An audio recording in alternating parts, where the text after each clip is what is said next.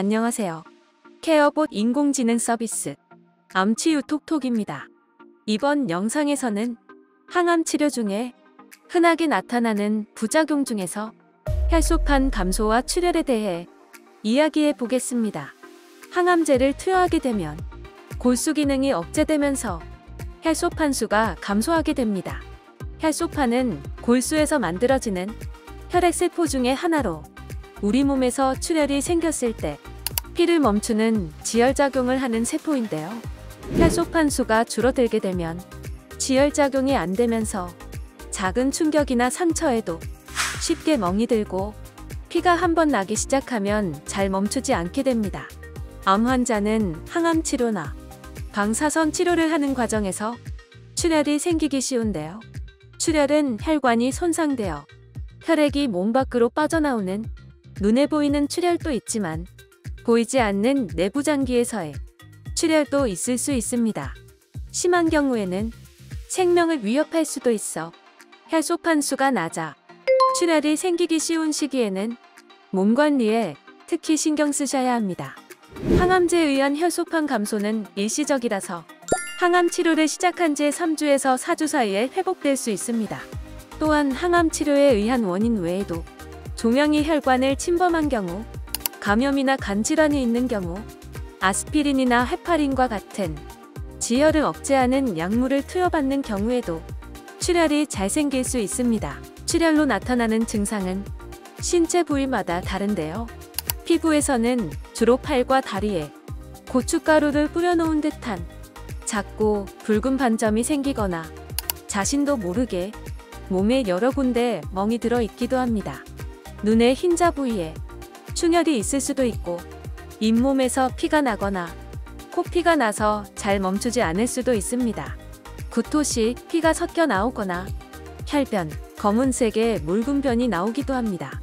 소변에 피가 섞여 나올 수 있고 생리혈이 평소보다 많이 나오는 경우도 있습니다. 뇌출혈이 생기면 이유 없이 어지럽고 머리가 심하게 아플 수도 있습니다. 이러한 출혈 의심 증상들이 나타나면 반드시 병원에 방문하여 의료진과 상담하고 적절한 치료를 받으셔야 합니다. 우선 혈소판 수치가 낮아졌을 때는 일상생활에서 관리를 통해 출혈이 발생하지 않도록 예방하는 것이 중요한데요. 다음과 같은 사항을 기억해 주세요. 피부가 긁히거나 상처가 생기지 않도록 합니다. 움직일 때 부딪히지 않도록 주의합니다. 다치기 쉬운 과격한 운동은 피합니다. 피부에 상처가 생기지 않도록 칼, 가위, 바늘과 같은 날카로운 도구 사용에 주의하고 면도는 전기면도기를 사용합니다. 손 발톱 손질 시 너무 짧게 깎거나 큐티클을 제거하지 않도록 합니다. 코를 풀 때는 부드러운 화장지로 가볍게 풉니다. 부드러운 칫솔을 사용하고 혈소판 수치가 너무 낮으면 칫솔 대신 면봉이나 구강용 스펀지를 사용하여 양치질을 합니다. 잇몸 보호를 위해 치실이나 이쑤시개는 사용하지 않습니다.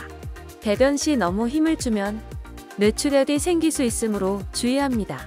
물건을 들거나 머리를 감을 때에도 고개를 너무 숙이지 말고 누워있을 때에는 되도록 머리 위치를 높게 유지합니다. 정상적인 배변 활동을 유지하고 변비가 생기지 않도록 주의합니다. 직장 점막에 상처가 발생할 수 있으므로 항문을 통한 체온 측정 방식은 사용하지 않습니다. 의사의 처방 없이 좌약을 삽입하거나 관장도 하지 않습니다. 다음으로는 출혈이 발생했을 때 적절한 대처 방법을 알려드리겠습니다.